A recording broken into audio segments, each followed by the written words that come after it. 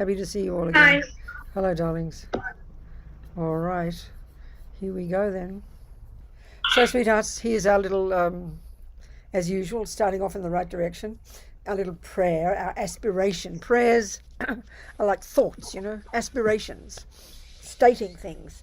So, and the beneficiary of this, of course, is oneself, because you're sowing these seeds in your mind.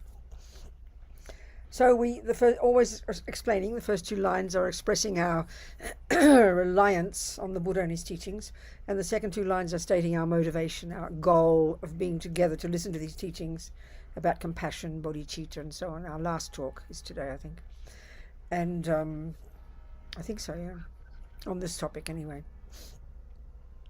So we can take some tools from it. So as we've been talking, so we can develop the wisdom wing, so we can be of benefit to others, the compassion wing. Okay, well, I'll just sing it in Tibetan, and we have these thoughts.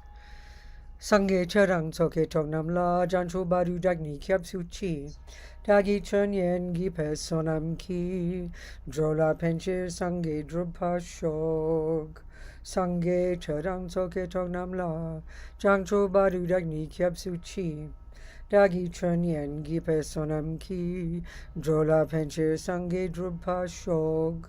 So what we're saying is, I'm going to say these words a little bit more in English. What we're saying is, until we are enlightened, we will rely upon the Buddha, the Dharma, and the Sangha. And by the virtuous karmic seeds that we plant in our mind by listening to these teachings, may we become a Buddha, no matter how long it takes, so we can be of benefit to sentient beings.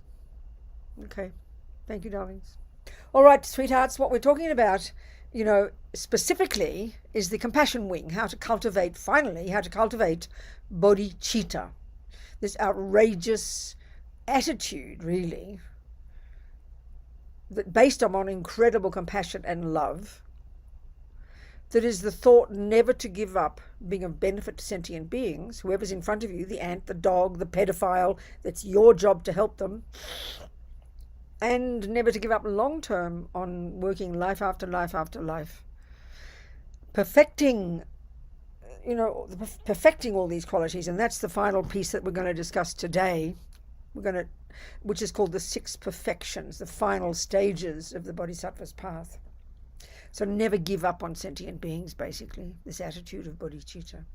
And it's based upon incredible levels of love and compassion. We started going through the steps, the 11 little steps.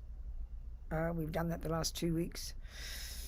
And then all that is based upon the work in the wisdom wing, as I've been talking, the work of working on your own mind, understanding your suffering, understanding the causes of your suffering, getting renunciation from this. And that's the basis of your ability to have compassion for others. We talked about this last week.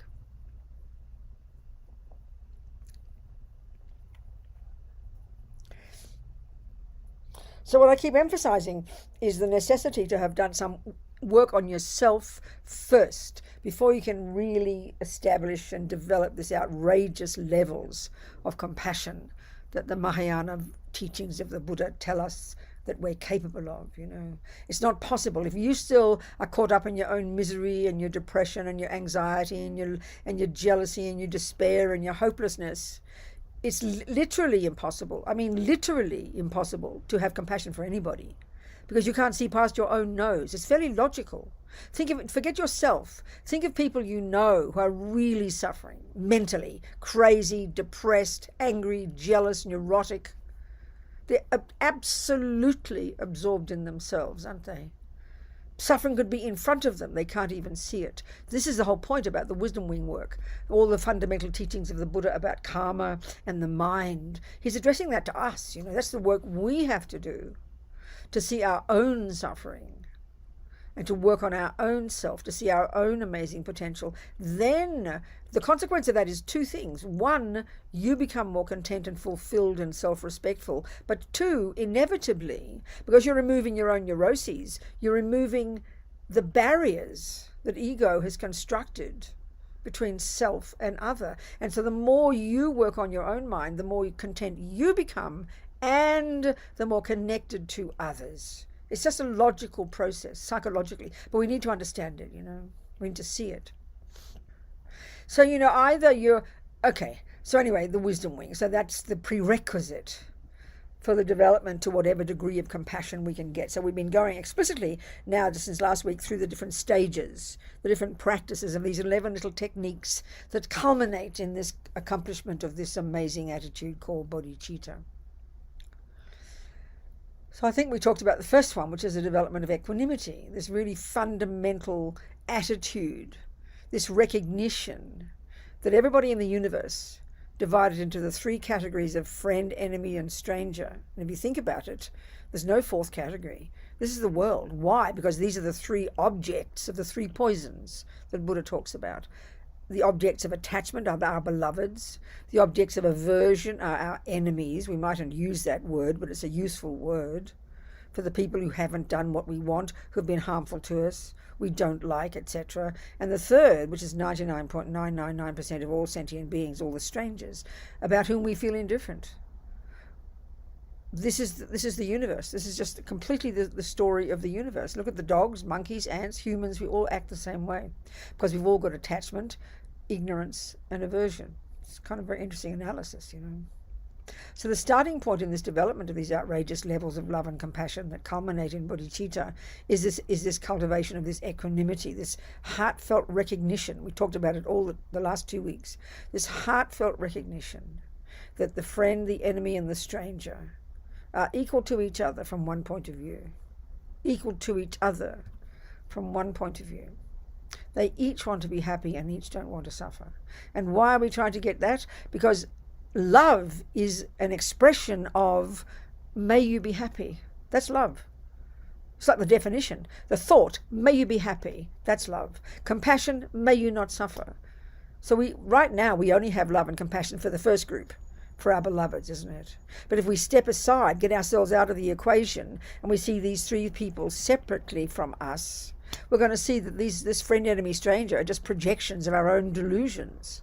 We see the universe in terms of how they benefit, how they fulfill our needs. We should be embarrassed how self-centered it is, you know. But it's the world.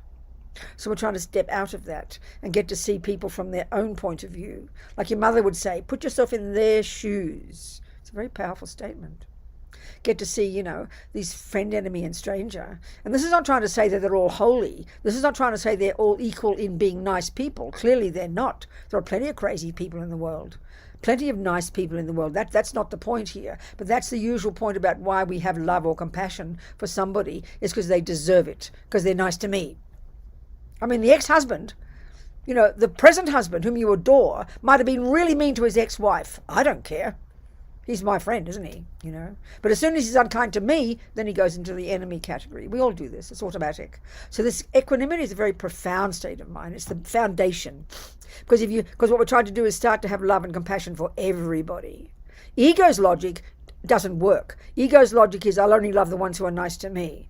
So we have to find the logic that's beyond ego, which is that everybody wants to be happy. So then I want you to be happy. That's love. Everybody wants to not suffer. So I'm going to want you to not suffer. That's compassion. So all the essence of these 11 techniques, it all culminates in compassion, love, compassion, then a quality they call great compassion. This is very interesting. Great compassion is a technical term. It's a much more powerful level of compassion. So what it is sort of like, you see someone suffering, they've got a headache and you have compassion. Oh my gosh, look at that headache. I wish you didn't suffer. That's compassion. Fantastic. But the next one is a really powerful, it's the brave attitude of the Bodhisattva. It's the sense of responsibility. What can I do to help? They say it's like a mother. You look at a mother, you know, the mother sitting on the beach and her child is drowning.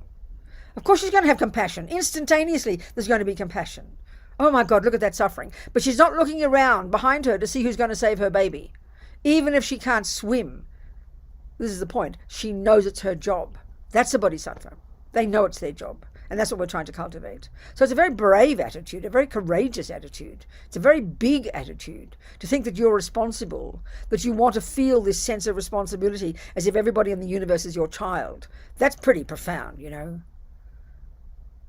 And that's why if you haven't done much wisdom wing work and you hear this, it's like laughable. It's like, what are you talking about? You know, it's overwhelming. It's like absurd. But we have to see the logic of it. So, we talked about equanimity. On the basis of this, we go to the next point where we discussed like this kind of almost like a technical, almost like I joke and say, get your calculator out. The next point to contemplate is that all beings have been your mother. If we've all got beginningless mind and we've all had countless lives and we've all bumped into each other countless times, then it does follow logically that everybody's been your mum countless times, although it sounds hilarious, The next point, as we discussed last week, there are two parts to this one. The mother, if all beings have been your mother, then the next third point is the mother is kind. We looked at this one. That's why we had the discussion with Flavio, with his crazy mum.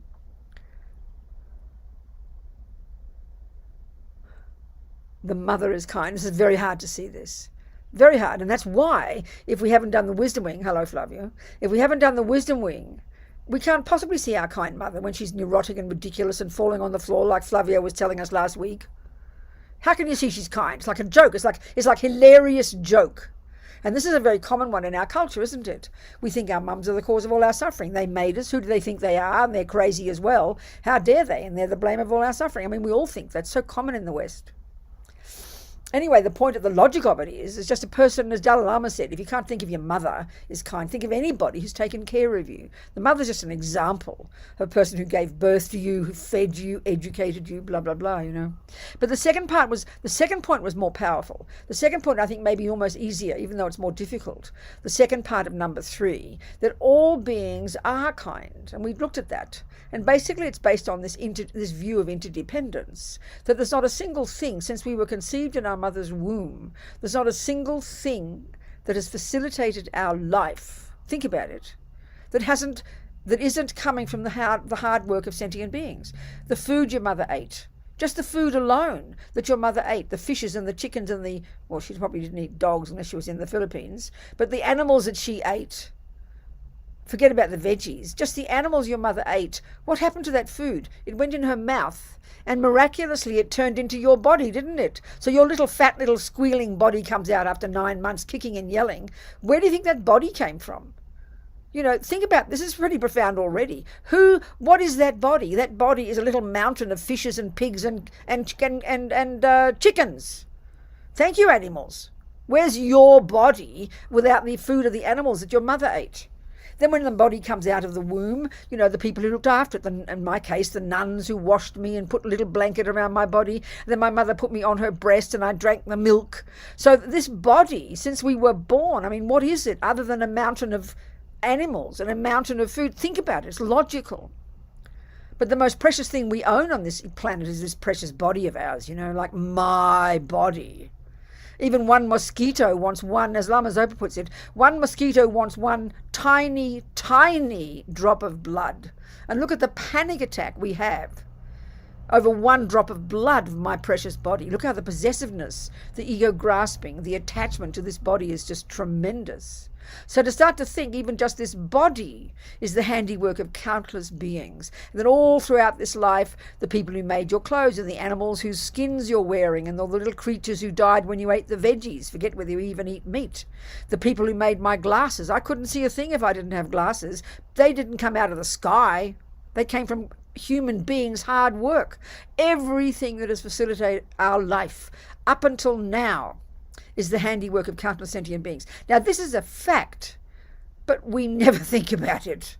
Why should we? It's attachment. I mean, I always joke and think about just, Australians have Vegemite. I don't know if you Europeans have heard of Vegemite. It's ridiculous. The English have one called Marmite. It's this weird thing that was made after the Second World War. The English started it. And it's just, for Americans, it's like disgusting. They see this, it's like this black, salty paste. And it's basically some vitamin B or something, because all the poor English were so poor after the war. Then Australians got their version, called it Vegemite, and it's like it's famous in Australia. Every Australian on the planet loves Vegemite. And if when Australians are in a foreign country and they get given one jar of Vegemite, they're so excited, So I joke about even when I go to one supermarket, and when I was living in California, there was a supermarket that sold Vegemite. And I'd look and walk, so even just this one jar of Vegemite, or your one pair of glasses, or your one pair of socks, you start to analyze. I go down to the supermarket and I'm looking for my Vegemite. All I care is to get what I want. But if I analyze it from this perspective, there's this jar, and in it is this black stuff. countless numbers of people have all worked together to make this black stuff. It's all, but for that and the people in the factory, there'd be no Vegemite. Somebody designed the packet. Somebody, it's like black and yellow. Someone designed it. Someone wrote the words. Someone, everything is the work of human beings. This is scientifically true, but we don't think about it. I don't care. I just want my Vegemite. It's an example of this is like your mother. If you're a mum or you've got your mum, I know my mum had 7 babies, and all I know is until the day she died, she adored everything to do with her babies. And even though we're all old by the time she died, like in our 30s and 40s, So she kept everything of her children, the locks of hair, their little booties, all their little silly drawings, all their letters. Mothers, so when my mother, if I walk into a second-hand shop, and I see a few drawings, like art, and I see some boring drawing by some person I don't even know, I couldn't care less. But my mother, when she looked, I always remember this little drawing when I was a little girl. I did this little dumb drawing, and my mother adored that drawing. But intrinsically, it's a piece of paper with a few letters on it and a few drawings. It's nothing. But because her little precious Bobsy did it, that's me.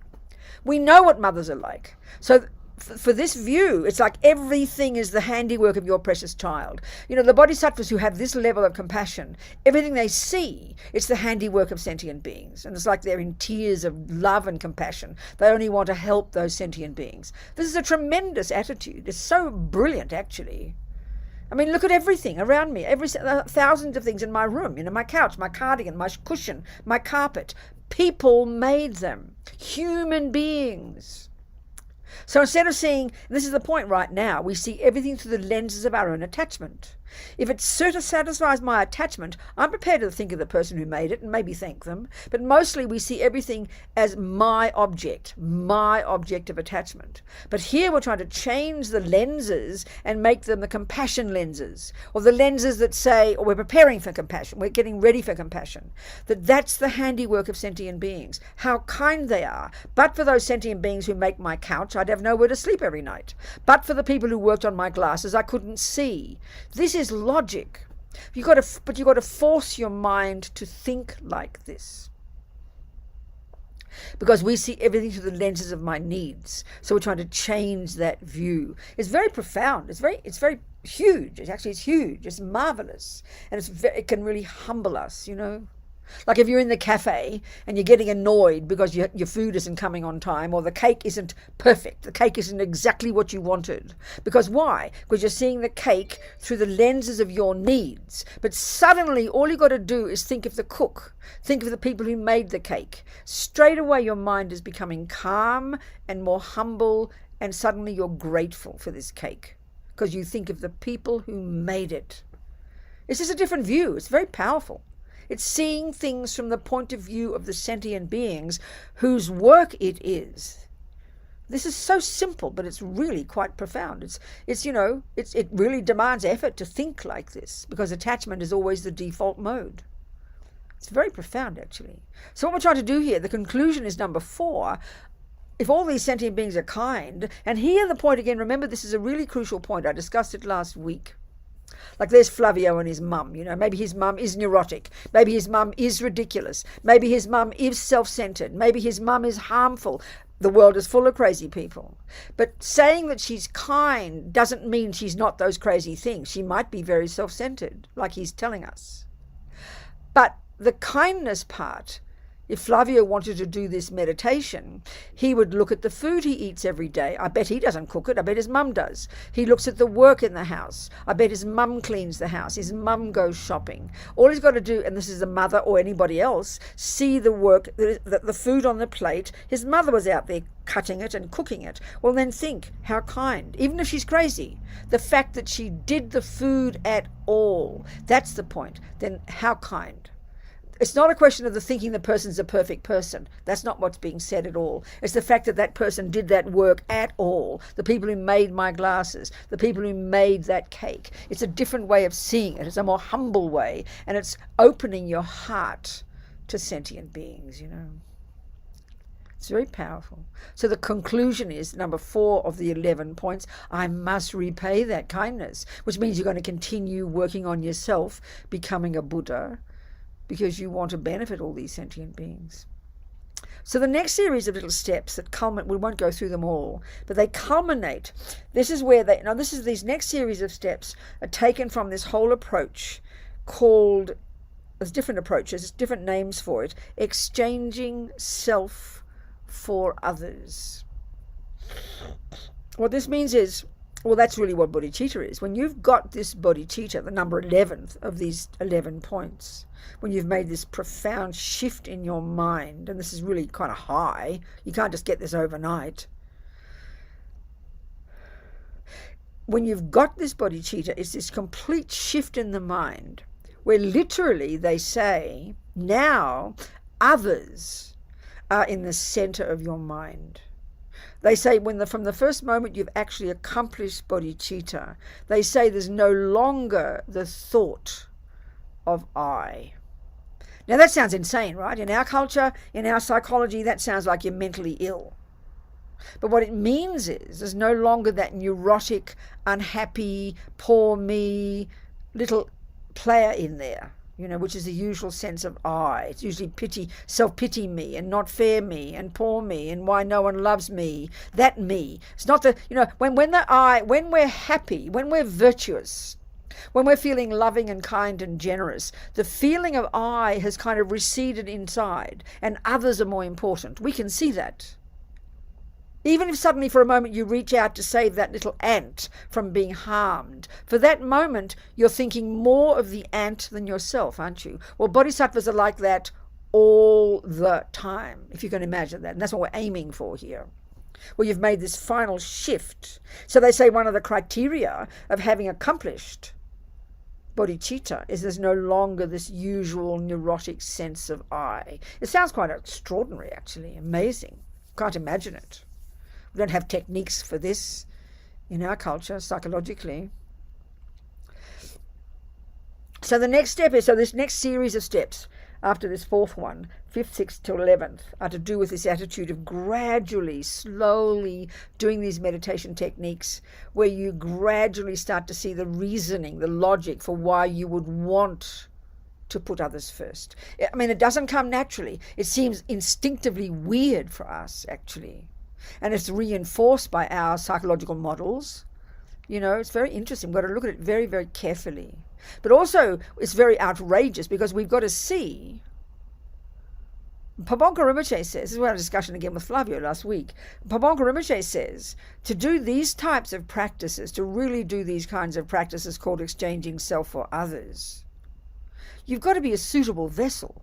And you're going to see this. I'm going to now go through these classical texts it's called the 8 verses. Usually Tibetans have these very poetic titles. You couldn't get a more unpoetic title. It's called the 8 verses. And it's really an example of this outrageous attitude of where you're attempting to exchange yourself for others. You're attempting to put others first.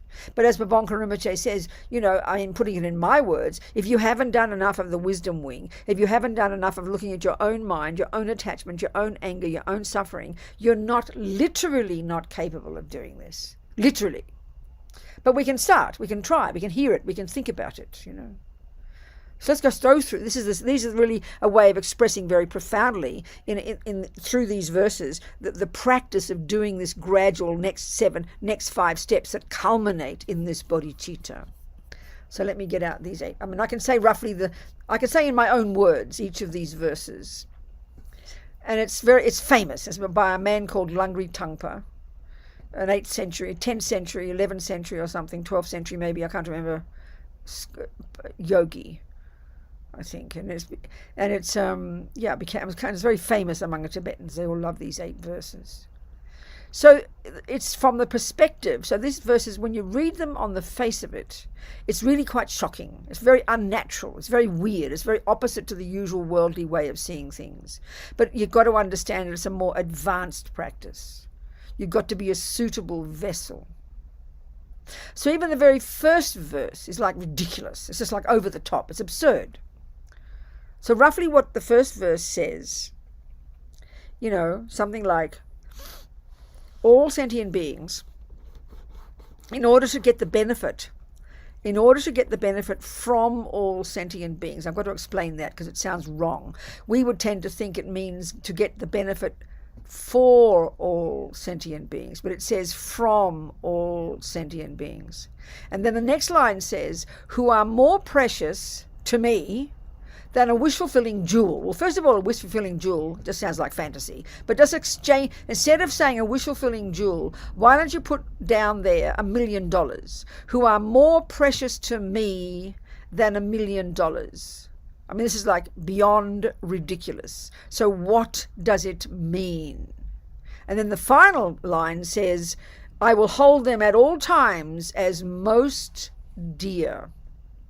So this first verse, and each verse gets more difficult. This is completely almost not understandable. What is this man talking about? Well, first of all, the first line, when it says, may I get the benefit from all suffering sentient beings, what it means is this. Here, the person in this verse, Langri Tangpa, is obviously on this Bodhisattva path, and he's, writing down, stating the practices that he is recommending that we do to smash completely this neurotic sense of a separate self and this neurotic sense of self-cherishing, self-centeredness. So it's an outrageous level already. And so this first one is, you're trying to get compassion. So if you're trying to, think about it, if you're trying to cultivate compassion, think about it. What do you need to have in front of you?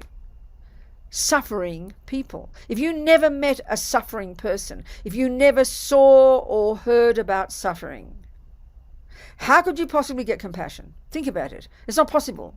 You have to meet suffering people because they are the grist for your mill to cultivate, to open up your heart to have compassion. So, in order to get the benefit from all these, for me, because I want to become a Buddha, I want to get the most from all these suffering sentient beings so I can get as much compassion as possible. That's the attitude. The next one, who are more precious than a wish-fulfilling jewel, who are more precious than $1 million. It sounds completely insane. Even if we spell it out, it's still hard to hear it. What is the meaning of this? What's the point of this? Well, again, think about if you are trying to become a Buddha, you're trying to even become a Bodhisattva, you've got this fierce wish, brave attitude to work as hard as you can to get as much compassion as you can, because that is what will counteract all your delusions and stop your suffering and help you get closer to becoming a Buddha. So therefore, for that reason, suffering sentient beings are so precious to you because you need them. If you don't meet suffering sentient beings, you're going to relax back into your attachment and just be happy, which is how we all live our lives. Mostly what preoccupies our minds most of the day is how to be comfortable, how to be happy, how to get the meal, how to go here, how to get what I want. I mean, this is the prevailing view of ego. I mean, join the universe, people. But this one of these great bodhisattvas, they kind of got this incredible enthusiasm to want to smash ego, to want to be of benefit to others. Even that level of enthusiasm is hard to imagine having, So so suffering sentient beings are so precious to you. It sounds so weird, I tell you. So I'm going to hold them as most dear. That's the first verse. Now the next verse, I often joke and say, if you go to a therapist and she gives you this advice, you could sue her for abuse, and you listen. This next verse says something like this. When you are with others, and that's whether you're at a party, with the family, at work, in the bus, walking in the street, in the cafe, you name it. When you are with others, two things to do. One, I will see myself as the lowest of all. And two, I will see others as superior. Now this is insane. For our world, the way we use these words, that attitude sounds like mental illness. The first response we're going to have will be, well, excuse me, mate, I already see myself as the lowest of all. So we literally hear it as advice to have self-hate. But that's obviously not what's being said, But it's really hard to hear it. We've got to understand the logic of this. And this is why you've got to be a suitable vessel. If you're overwhelmed by your own suffering, your own pain, your own anguish, your own jealousy and depression, let's say in your relationship with your boyfriend, and he's the bully and he's mean to you, or you're at work and people and you think you're a creep and you don't like yourself and everybody's unkind to you, to hear that you should now see yourself as the lowest of all just seems too weird for words. And this is why we have to be a suitable vessel. So the only person who can hear this properly and therefore practice it properly is the person who has already got some self-respect, who already understands suffering, who already understands their delusions, who already wants to have this enormous compassion for others. So because the sense of self, this ego grasping that clings to a separate me, which gives rise to this very powerful sense of unhappy me, because that is the main obstacle to having compassion for others, then this is a perfect practice. But you have to understand it. So how do we apply this in everyday life? This is the real point. How do I, when I'm with others, what does it mean actually? How am I supposed to think? I'm going to see myself as the lowest of all. We can't hear it. We just can't hear the words, But what it means is, how you practice this is very marvellous. This would be brilliant for Flavio. All of us the same. Flavio's just a good example, that's all. When he sees his mum and she's probably cooking the dinner, now maybe Flavio can cook or maybe Flavio can't, but let's pretend he can't cook. And he sees his mum cooking the dinner. So the way you'd practice this verse would be, wow, look at my mum. She's a much better cook than me.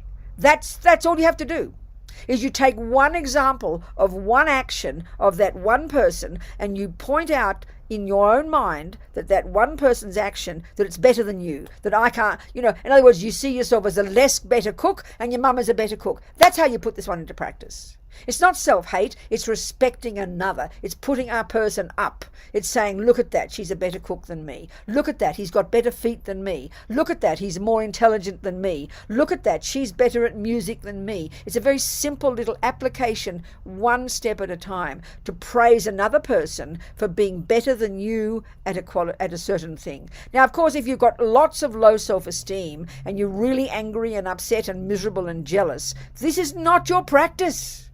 It's very simple. It's too advanced.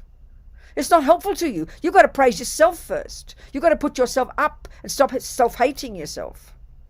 So we've got to know where we're at. I never stop emphasizing this,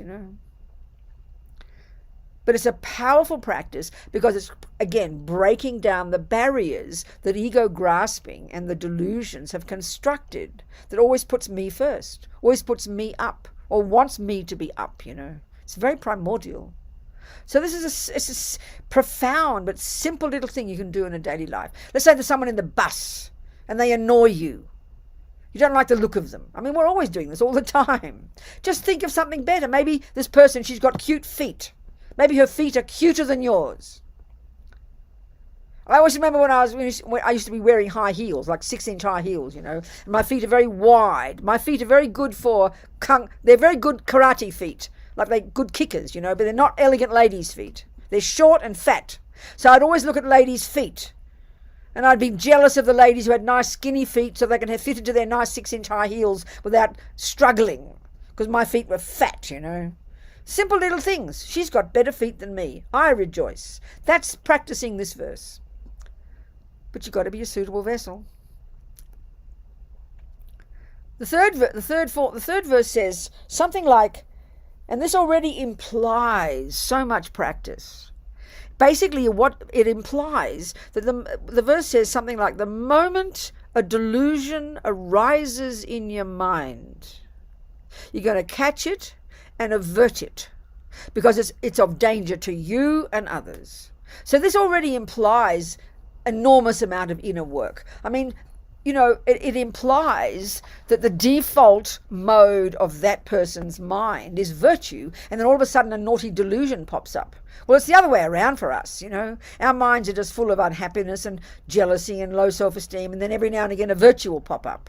So all it's implying is to really have this rigor and discipline of watching your mind every second and knowing what to do with all the thoughts. And again, this is an advanced practice. I mean, it really is. For most of us, we're not even conscious of most of our thoughts, Now the third, the fourth, the fifth and sixth verses, each one is, they get more difficult as they go.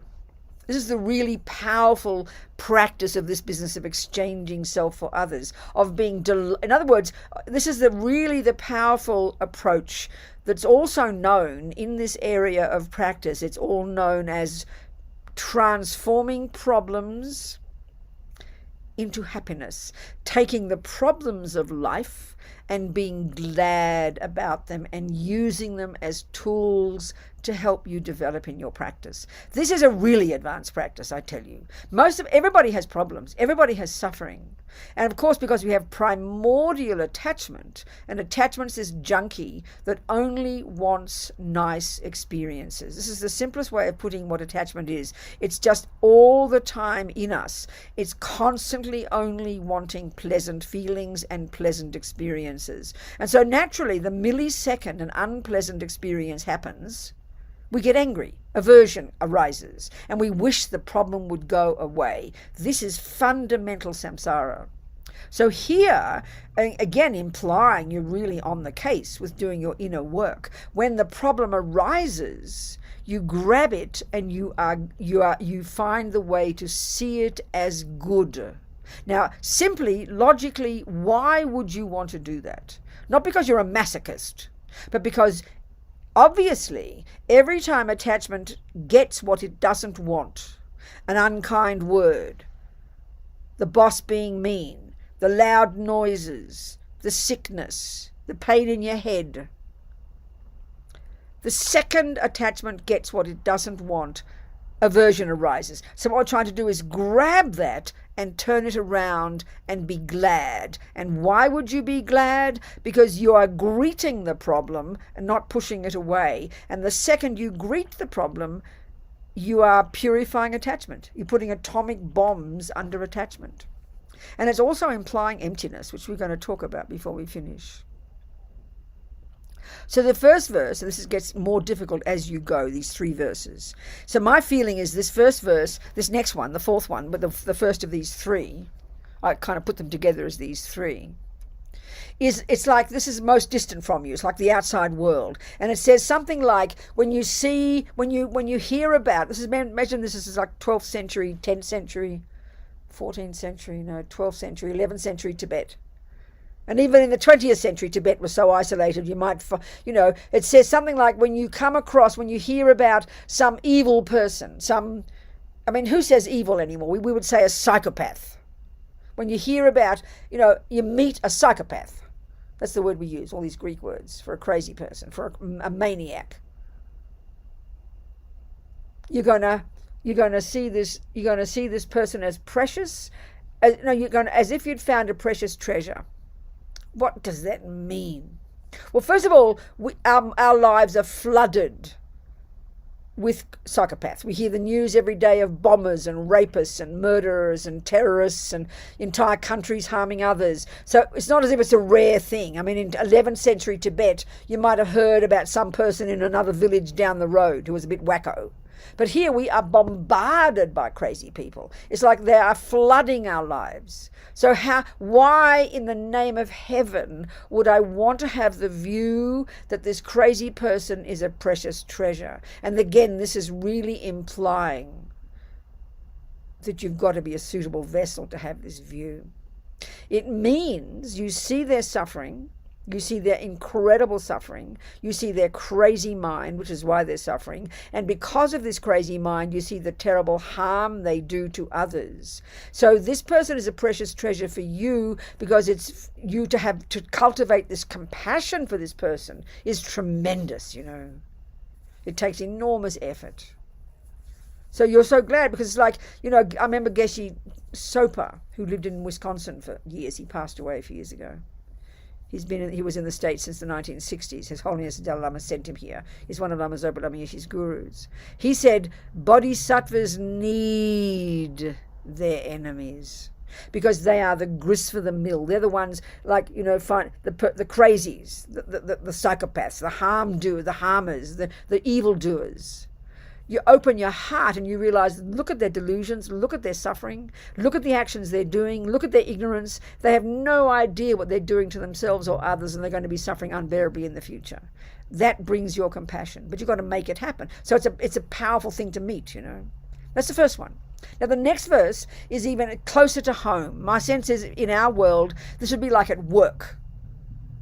And it says something like, when someone, basically, when someone accuses you of doing, I'm putting words on it. When someone accuses you of doing something you didn't do, you take the blame and you give the victory to them. Think of that. Even when someone says you did something, the pain of being accused, especially if you didn't do it. We know we almost go mad, don't we? Ego cannot cope with it, So this is a credible practice. But we've got to be clear about this, because for normal world, it sounds like you're just being a doormat. You're just allowing somebody to stomp all over you. You've got to understand the benefit. You've got to understand why you would want to cultivate this view. The general attitude here through all these verses is, because you're trying to become a bodhisattva, what stops you from being a bodhisattva is the presence of your delusions, your ego grasping, the first one, the main one, then the attachment to get the fantasy, what the fantasy I wants, then the anger and all the others. So they are the enemy. At this moment in time, in terms of you becoming a bodhisattva, in terms of you exchanging yourself for others, these are the enemy. So whatever delusions meet that will smash delusions, you want them. It's like I always think of sportsmen, really fanatic sportsmen, or these gymnasts, these little girls who work 8, 10, 12 hours a day, pushing themselves to the limit. That's what bodhisattvas are doing. But they're pushing themselves emotionally.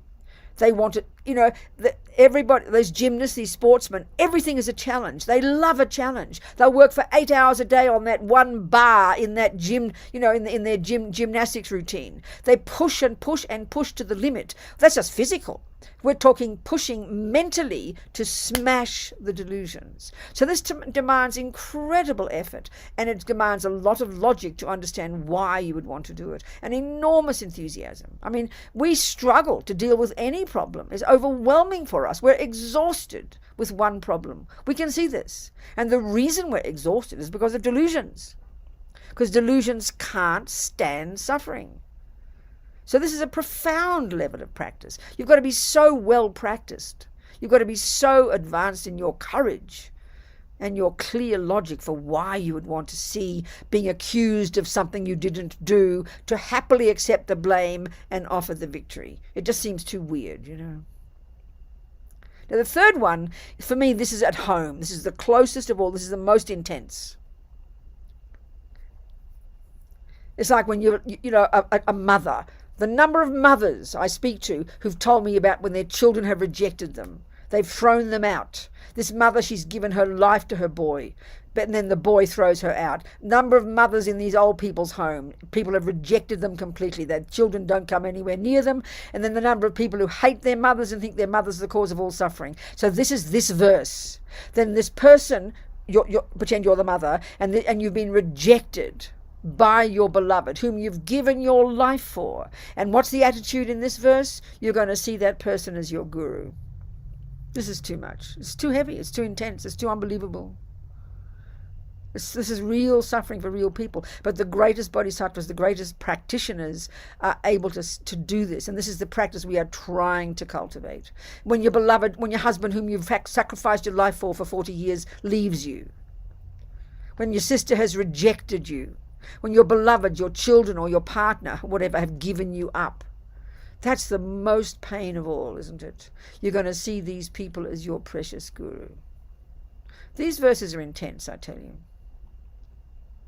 To even try to do them once a day, once a month, is already incredible, But it shows there's no way in the universe, if you haven't done any of the wisdom wing work, if you haven't worked on your own mind, if you don't understand your own delusions, if you don't understand the delusions that are causing you suffering, if you don't understand karma, there's no way these practices will make any sense to you,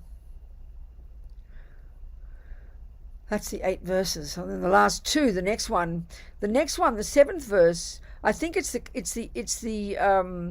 source for the practice that is known as Tonglen. Lots of people love this practice. It's this outrageous attitude that is also the culmination of these 11 points. And so Tonglen, what it is, it just simply means giving and taking, giving, taking.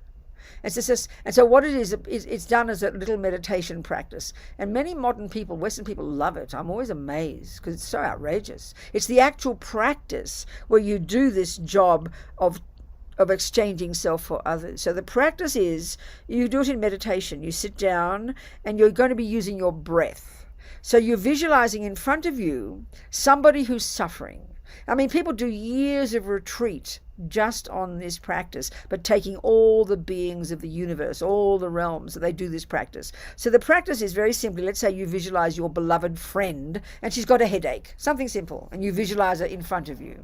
So what you do in this practice, when you breathe in, that's the taking part, which is Len. I think the Tong Len. You do the taking first. So when you breathe in, you imagine breathing into yourself your friend's headache, like yucky smoke. You imagine breathing it in, and you imagine breathing it down, and you can visualize, let's say, your self-cherishing, your self-centeredness, like a little rock at your heart. And you breathe in this headache, and the attitude is, I would rather have the headache than her. That's the attitude. I would rather have the headache than her. That's tremendous, isn't it? I mean, mothers maybe have that for their children. Beloved, some people who really love their family or love their parents or love their baby, they would have that attitude. I wish I could have that suffering. I've heard people say this, you know.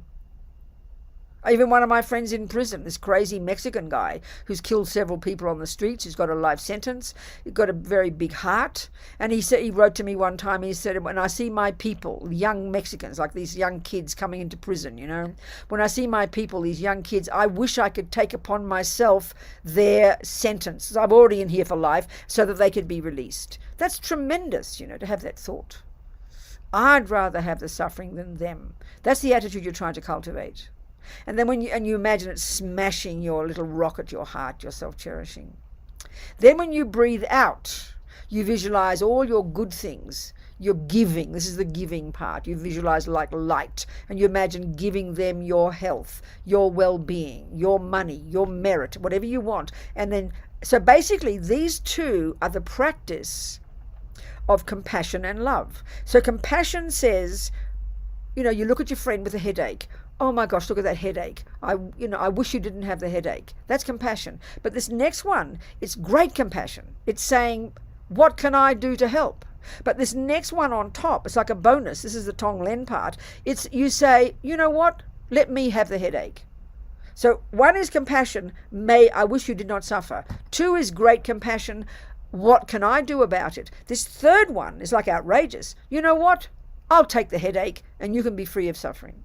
So it's the really powerful, proactive action, practice of real great compassion. Not only what can I do to help, but I will take the suffering on myself.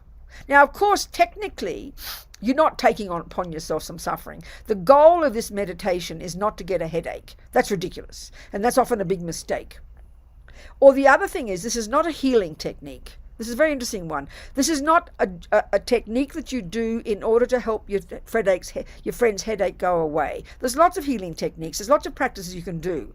But this is a very specific practice for you to develop the courage that if you could, you would be happy to have the headache rather than her. It's a very powerful practice, totally counterintuitive, and it just smashes ego grasping. It's so courageous. But you don't do it with self-pity, like, oh, I'm going to get a headache, you know. That's ridiculous. And then so the one of imagine taking upon yourself the suffering and them being free of the suffering. That's what you're wanting. Them to be free of it. And in order for them to be free, let me have the suffering. And you use it to smash your own ego grasping. It's a very powerful practice. And then when you breathe out, that's the practice of love. May you be happy. And you know what? I'm going to make you happy. You can have my money and my house and my car and my this and my happiness. Imagine in your heart giving everything to someone else. So this is very scary, actually. I mean, who would ever think this, Even if I always think about if you walk down the street and you see a homeless person. Every city on the planet these days, you're going to meet homeless people. Actual Tonglen would be you'd go over there, you'd hand them your keys, you'd hand them a piece of paper with your address on it, you'd swap clothes, and you'd sit down on their cushion, and they'd go home to your house. Now even to think that is too shocking, isn't it? Even to think it, you think, don't be ridiculous, I'm not going to think that. It's even too scary to think of it. But that's Tonglen. That's what Tonglen means. You imagine having the courage to give everything away. You don't have to yet, you're not ready for it, but it's a profound practice. Everything starts with the mind, Everything starts with the mind. You couldn't wish for better generosity than this. To give somebody your happiness, your everything. And just to do it as a meditation is incredible, So opposite to normal. It's very amazing. Tonglen. This is really like the 10, the 9, and the culmination of this is Bodhicitta. This is actually what Bodhicitta would be. Finally, you make this shift, when others are more important than you. There's never the thought of you anymore, and you only think of others now. I mean, it's hard to imagine this is possible, but you can't just leap there. You can't just get there overnight, obviously. You've got to train, This is all these years and years of mental training. This is what it is. You're training. This technique is a training technique, You're programming your mind. You're molding your mind into the mind of a bodhisattva. So now I've talked for a whole hour nearly. So come on now, you ask me some questions, please. I was Venerable. Thank you so much for mentioning many times. I just want to say that somehow I did practice exactly what you mentioned, but I didn't know what I was practicing.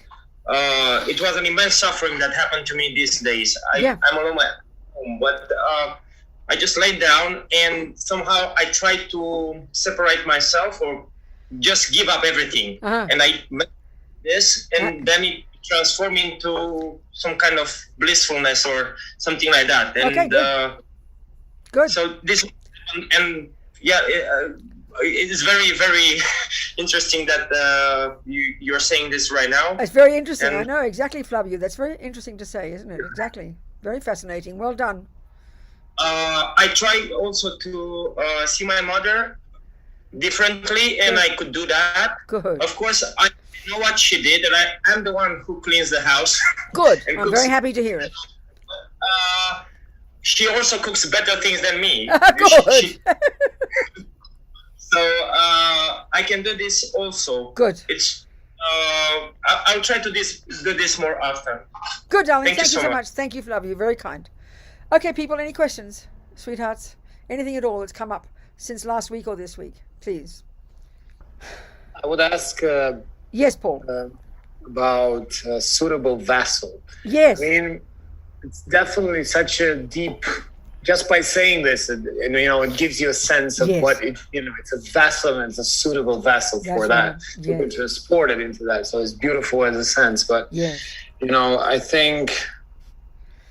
I think that is, it's definitely resonating all that you're saying, and it makes a further step of where, we have to reach. Yes. But for me, I still feel, that I have to work at the suitable vessel. Of course, darling, of course. No, of course. That's the thing, Paul. We all can. It's a bit like you're studying, you're playing tennis and you're only in the juniors and you're not very good, but it's good to go to the higher. It's good to go and watch Djokovic and Federer play, and it's good even to try and hit the ball with Djokovic, because then when you're really testing yourself, you can really then see your mistakes and you know what to work on. So that means, like, reading these verses. This is one of the practices many Tibetans love to do, and Tibetan Buddhists. We're nowhere near this level of practice, but just reading these words can tell us, and maybe once a month we can try. If we never think about it, if you never go to more advanced tennis, you don't know what you're aiming for. So it's really good, but to be humble and to know what you're capable of. So let's say at work you get abused. Let's say you've got a tendency to be a victim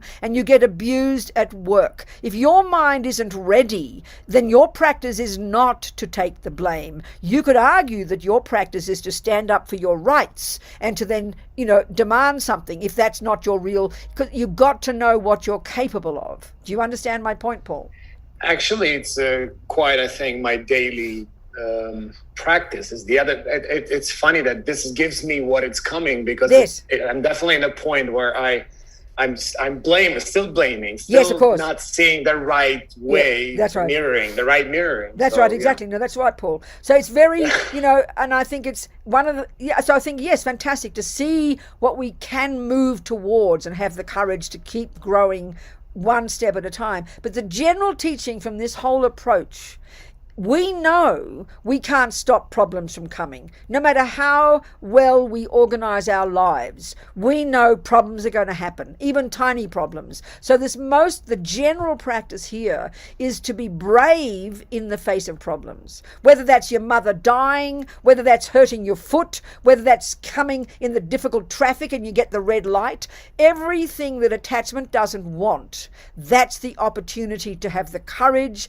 to greet it and to see it differently and to be glad that this problem, it's like a person who's practicing being a gymnast all day. Every time she falls off the bench, she doesn't burst into tears and run away. It's a challenge. She sees the challenge and she greets the challenge and she's glad for that challenge. And we know in anything we ever try to learn, that's what learning something is. You greet the challenge with a happy mind and then you go past it. Well, that's what we're discussing here mentally, and that's what's far more difficult. It's easy to become a gymnast than to transform mental problems. We get so freaked out about our minds, but it's the same attitude. And then we get very brave, very courageous, and then that lessens our own ego, lessens our own pain, and also this practice makes us more compassionate for others.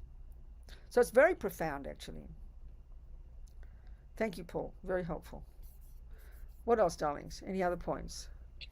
Sweethearts. Transforming problems into happiness. I mean, the words themselves are so shocking, And the other thing, this is what I find interesting, before you ask more questions, what I find so marvelous about this attitude, the practice of emptiness is implicit. The explicit teaching here is full on dealing with the problems, seeing how ego doesn't like it. And then the one about emptiness is learning, that's implied in the teaching, our ability to interpret it differently. That's the application of emptiness. I mean, it sounds so complex initially, but I remember when somebody asked His Holiness the Dalai Lama, how do we apply emptiness in daily life? So we all know that emptiness is one way of putting how things exist ultimately. But you flip it over, the other way to put it is that everything exists interdependently. Everything exists dependent upon many causes and conditions. But the crucial piece, and this is the Prasangika Madhyamika view that all of our lamas speak from, it's the view that this is the final view of emptiness, and the final view of dependent arising is that everything exists according to the way the mind calls it. This is what's utterly implied here in this practices of transforming problems. This is the powerful implicit teaching, because if we can't see that things exist according to the way I label them, then that's why people go mad in the face of suffering. If you have mental breakdown every time your attachment doesn't get what it wants, if you go crazy every time bad things happen, and excuse me, have a look at all of us, that's exactly what happens. That's why we go mad on this planet. Do not think otherwise, because we can't see how to interpret it differently. And that's the advice His Holiness gave. His Holiness said, how you apply emptiness in daily life, and it was so simple it's embarrassing. He said, try to see it from another point of view. That's exactly the point. That's emptiness implied. That's dependent arising. But the tragedy of ego grasping, which is the colloquial term that's used for ignorance, ma-rigpa, the primordial delusion, the tragedy is that view, when it's prevailing in our daily life, everything is seen as absolute. Everything is seen as set in stone. Everything is seen through the mirror, through the lenses of our own viewpoint. So when your mind is very rigid with ego grasping, and then when attachment doesn't get what it wants, the total panic attack, the total mental collapse called anger arises. Anger is like a total panic attack because attachment didn't get what it wanted. And attachment is the main voice of this ignorance, this marigpa, this ego grasping. These are the three poisons, and they work so intimately together. When we initially read about the three poisons, it sounds so cute. Buddhist psychology sounds so cute, but they are primordially deep and they are utterly interconnected. Ego grasping is the root, this primordial sense of a separate me. Then attachment is this emotional hunger to get what that supposed me wants. And then the panic attack of aversion when it doesn't. So when we can begin to be brave enough to face a problem, it means already you're reinterpreting it. And that means your implicit teaching, you're applying emptiness to it. And this is the atomic bomb that smashes all delusions. This is the quickest method. So the teachings here are the explicit teachings of the compassion wing, but the implicit teaching is the wisdom wing. And that's why we need two wings. I mean, the final teaching of the wisdom wing is to apply emptiness, and the final one of the compassion wing is to apply bodhicitta, But every time, and this is why they help each other.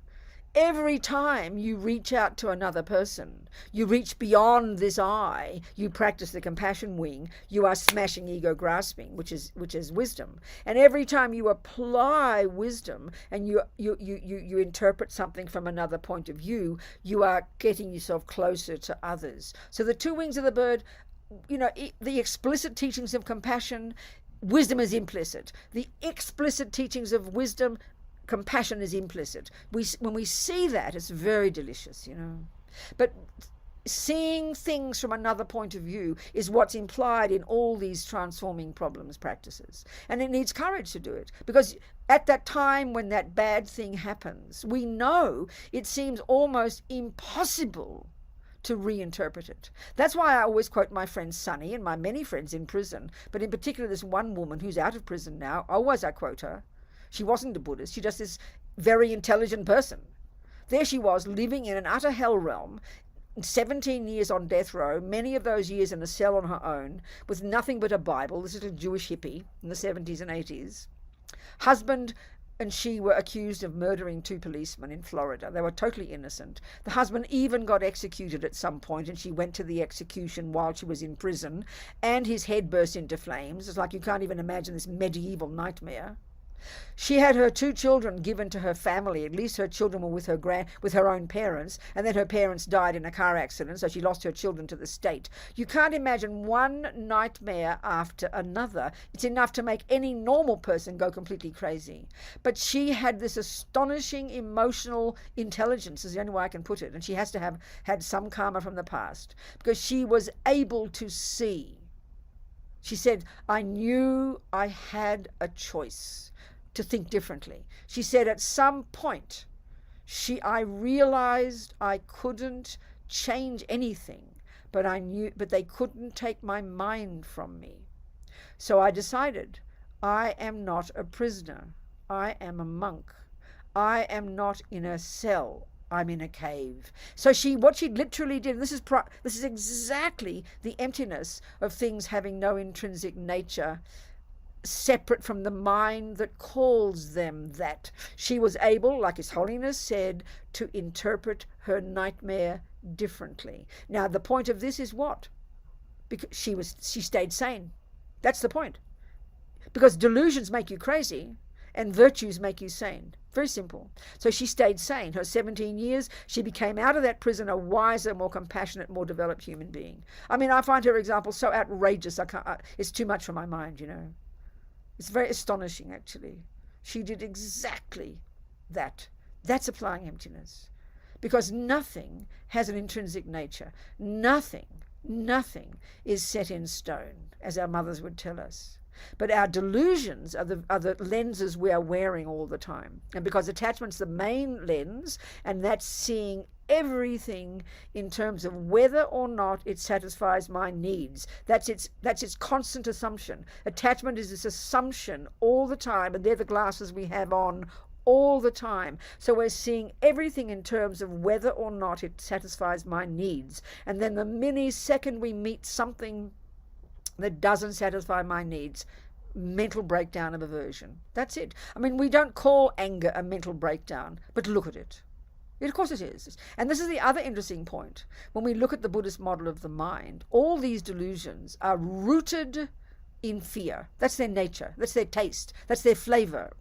They always talk about ego grasping as being rooted in fear, but it's the root delusion. So every attachment, anger, arrogance, whatever it might be, their flavor is fear. And they're rigid, concrete, narrow. They're narrow-minded, And when we see the world through those lenses, that's insanity. When we see the world, when we know we can change the way we interpret that thing, that's the source of sanity. And that's what puts atomic bombs under ego grasping. And that, combined with compassion, is what causes us to become a Buddha, So it's a stupendous practice. It's huge. Unbelievably, it demands enormous intelligence, enormous hard work, But it's possible. We can all do it, It's incredible. Interpret things, reinterpret things. It sounds so simple, doesn't it? It sounds like a joke. It sounds so simple.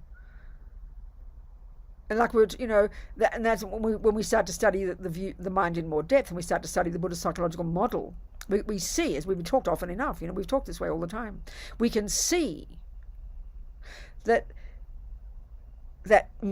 delusions, disturbing emotions like attachment and anger, are, in their bones, are viewpoints. This is the psychological model of the Buddhist view. We live at a conceptual level. All the emotions are rooted in being conceptions, but very practiced, so that's why they're all automatic. And they're conceptions. They're misconceptions. But we can't see that. That's what's hard. And when something appears to us as bad, because we're seeing it through the lenses of anger, it seems like almost impossible to think of this as a viewpoint. And as Pabongka Rinpoche says, you don't even know the meaning of emptiness. But just to think, Rabina, maybe this scenario does not exist in the way it appears to me. Just to think that thought, even if you're not sure what it means, is putting atomic bombs under samsara, I tell you, and our suffering. It's so hard. So all these practices expressed in the 8 verses are like outrageous, absolutely outrageous. I mean, talk about a suitable vessel,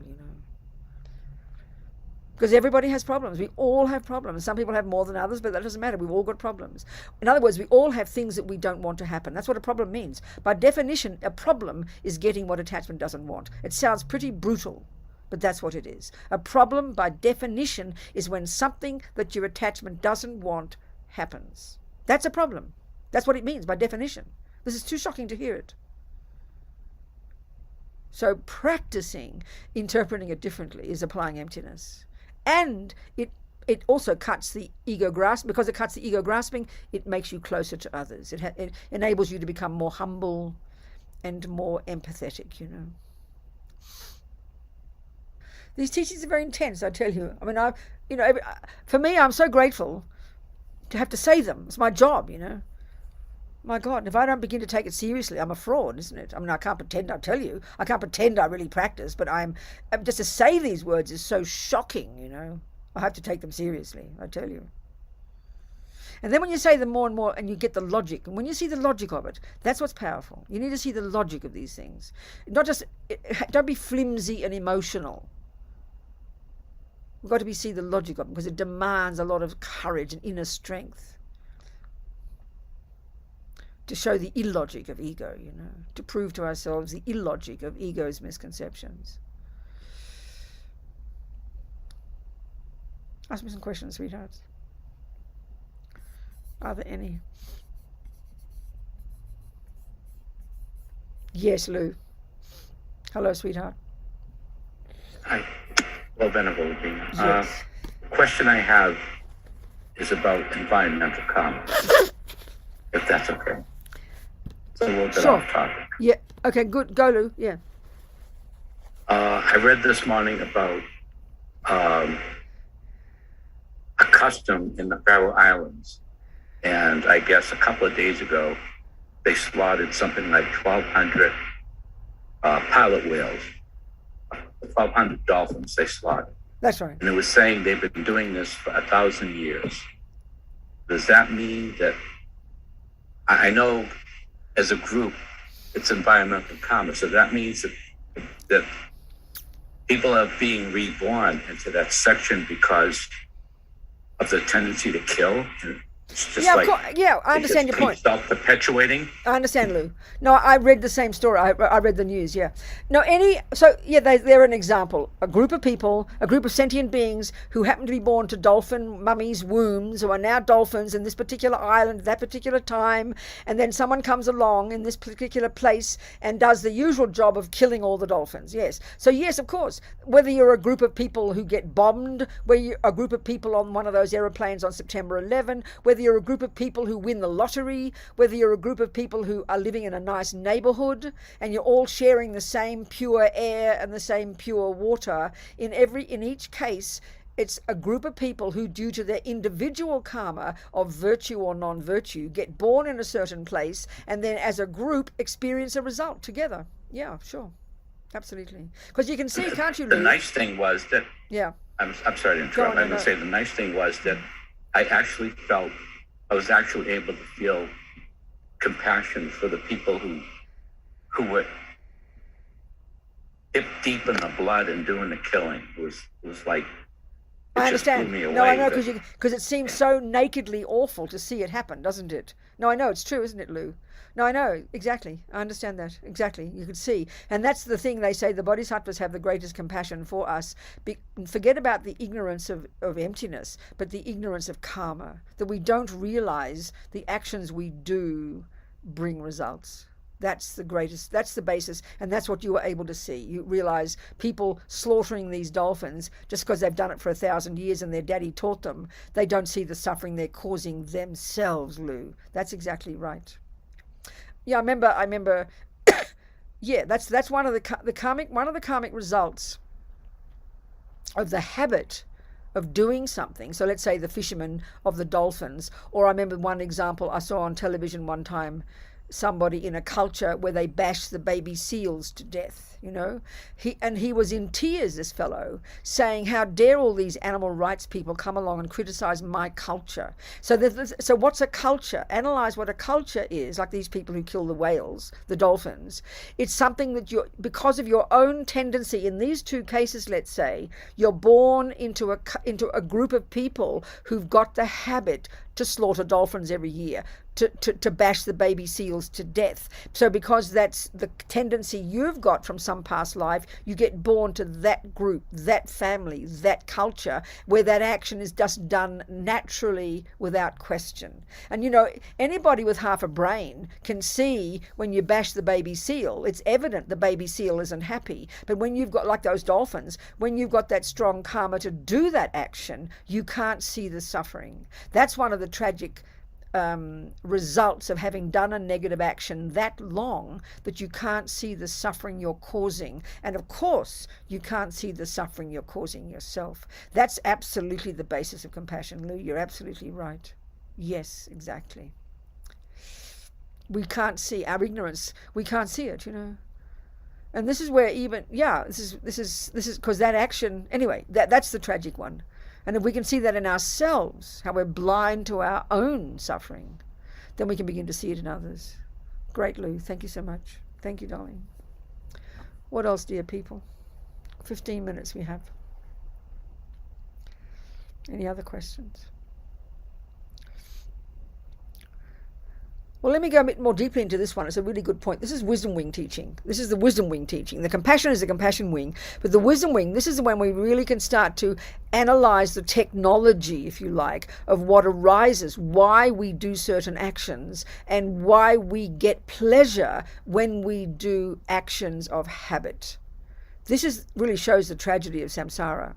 So whether that's the dolphin killer or the baby seal murderer, or an ordinary person like a fisherman, or anybody, any one of us who does our actions, our negative actions that we do out of habit, but particularly the actions that harm others, So I always think of this example of that little boy. I always use the example of this little boy fisherman. It's always the same story I've been telling for 20 years. And since he was tiny, as soon as he went fishing, it's like he fell in love with fishing. And all his life he was a fisherman. And his mother couldn't stand fishing, but she went fishing with him one time. And this is the point. This is the tragedy. It's the same story as the whale or the baby seals. This boy is a fisherman, and fishing is considered a very benign activity, isn't it? It doesn't look like cruelty at all, But it's the most hideous cruelty. But the thing is, so what happened is this: when she went fishing, this mum, and because she didn't have attachment to fishing, she could see the truth, which was the fish weren't happy. No one was bashing their heads out. You didn't need to. These poor fish, all they wanted was the water. Their bodies were flapping. That's all they can do. They don't have a voice. Their little eyes are wide like saucers. All they can do is move their body. Why the hell do you think they're moving their body? Because they want to be in the water, please. They're trying to escape. But when you have compassion and you don't have a tendency to kill, you see that truth. You can see by the body language of the fish that it's desperate to get in the water. But if you've got attachment to killing fish, or attachment to eating fish, you'll see the fish moving, and you'll be sitting in the boat having a chat, drinking your cup of tea, being kind to your girlfriend next to you, while the fish are dying an agonizing death because you can't see the reality, because your mind is full of attachment. You've got your attachment glasses on. So you're blind as a bat. You can't see the truth. Whereas this mother, she went fishing one time and she could see the truth. It was unbearable. That's the tragedy of a habit, in this case of killing fish. So from this is what happened when he was born. He came into this life, he got a human body, that's due to non-killing, fantastic. He had the second karma, he had a tendency to kill. He had lots of good tendencies. He was a nice boy, she said, the mother told me. But he had a tendency to kill from past killing. Then what happened is he went fishing one day with his dad or something when he was 5 or something. I don't remember the details. And this is the point. He hadn't thought of fishing until then. And then suddenly, seeing this external event called fishing triggers a memory. He doesn't call it a memory, but triggers the past habit of having killed. And and what it does is, first of all, literally, technically, first of all, it's triggered very, very, very pleasant feelings.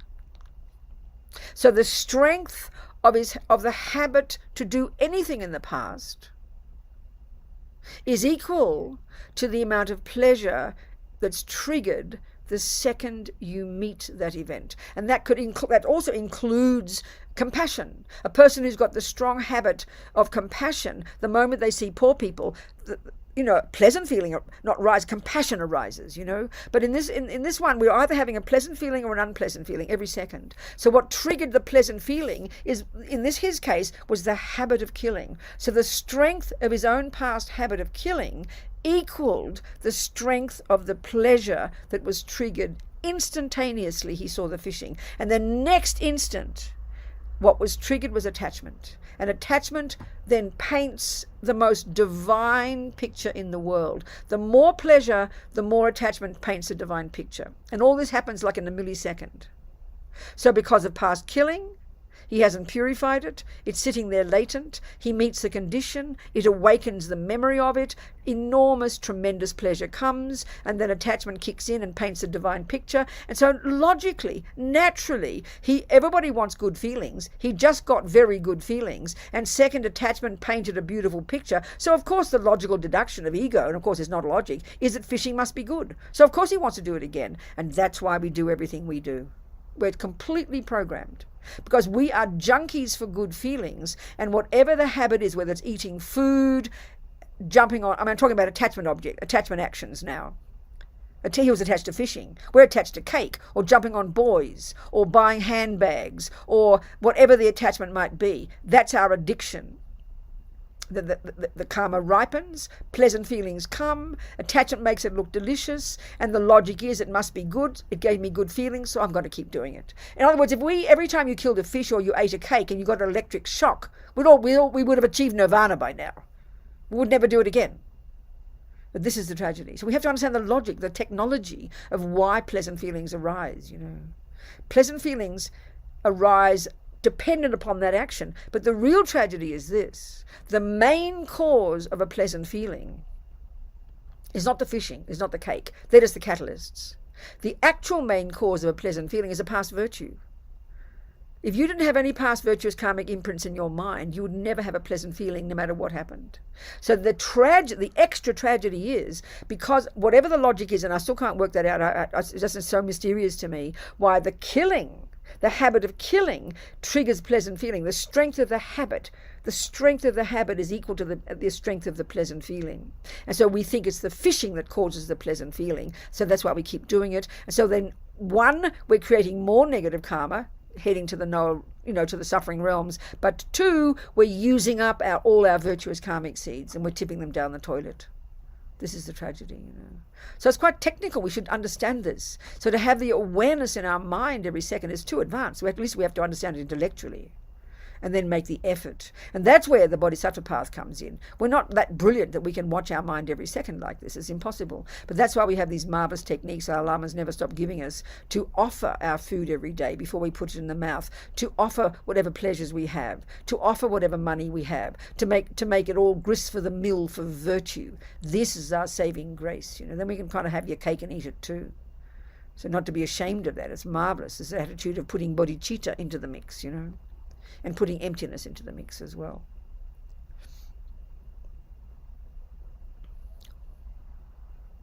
So anyway, Lou, compassion, absolutely. Because we're all blinded by attachment, I remember really talking about this level of pleasure is equal to the negative action, to the extent of the habit. I remember there's one Australian journalist, he's dead now. He was the arts writer for Time magazine for 40 years, Robert Hughes. He was a good writer, he was a poet, a really brilliant journalist, and he was addicted to fishing. He talked about his fishing, and he said the first time he went trout fishing, it was a cosmic experience, something like that, meaning the amount of pleasure that he experienced, he called it a cosmic experience, like almost like having, bliss, is equal to the extent of his habit to kill. This is the tragedy. So this is humans who've got intelligence. Can you imagine the poor animals who spend their lives torturing and being tortured because of the habit, And it's the only way they know to do what they have to do, because they're totally programmed. And that's where we can become conscious, and we can add bodhicitta and emptiness into this. Then this is what puts atomic bombs under it, so we can relax, If we remember bodhicitta and emptiness every second. That's what's our saving grace. So, darling people, we've got a few minutes to go. What else would you like to say? I've been talking a lot today, I'm sorry. I would ask, because my mind just goes naturally to eating now. Of course. Right? Because we, it's like naturally. That's right. And since all of us, I think, resonate with eating, more consciously. I remember you in one of the talks saying, blessing with a mantra, just a bone or something. Yes. Can you develop on this in food? Because it would be wonderful for not my mind to just get our... No, of course, Paul. But, so, one of our first practices, when we first take refuge, when we first formalize our commitment to becoming a Buddhist, and then, one of our practices, one of our little commitments when we've taken refuge, and it's a very good practice, is to commit to at least offering. Before you have your food or drink, at least remember there's a little formula you can say, but it's merely just becoming conscious, where you just, instead of mindlessly following the attachment and shoving the food in the mouth, you just stop for a second, and you think of offering it. You just think of offering it to the Buddha. Just this thought alone of simply offering is incredible. It puts atomic bombs under the attachment. That's why we've all got attachment to food, and attachment to this and attachment to that. Then we simply remember this first. It's really a powerful way of giving up attachment. You're still going to eat the food with attachment, but just you've created so much virtuous karmic seeds in your mind just by having the thought of offering.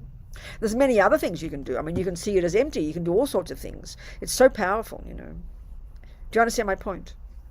So that's very powerful, virtuous thoughts, and you're counteracting the ancient habit of following attachment mindlessly. Then, of course, when you eat, there'll still be attachment, but you've put so much virtue in your mind just by offering it, or by seeing it as having no intrinsic nature. This is really powerful tools. These are very skillful tools. You understand, Paul? Yes, I think while, you know, we had these 3 sessions, beautiful sessions, I really think that we need a little bit more working on the wisdom wheel. That's exactly right, Paul. You know, it's like I feel now I really have to deep dive into that. I really need to, you know, it's like, you know, it made me a lot more conscious into what, you know, the everyday work has to be closer. That's right, actually, Paul. You know, exactly right. A little bit more present action, right. I would say. I don't good. know So just that'll be finished with that note. We just keep practicing. So then the 3 levels of practice. Like, you know, there's 3 levels of practice. The first level is junior school, entry level, grade 1. Control our body and speech. We just sort of tend to think of ourselves as this big lump of me plodding through life. But if we divide ourselves into the body and speech, which is the body and is what other people see and is what impacts upon others, that's our first level of practice. Control the body, control the speech, live in vows, discipline, purify. This is an amazing level of practice. Then we have the luxury of going more deeply and now starting to look into our minds. And that's the wisdom wing. And then you add the compassion wing, which is the most advanced. So it's very incremental levels of practice. And we keep doing all of them to the degree of our ability, you know.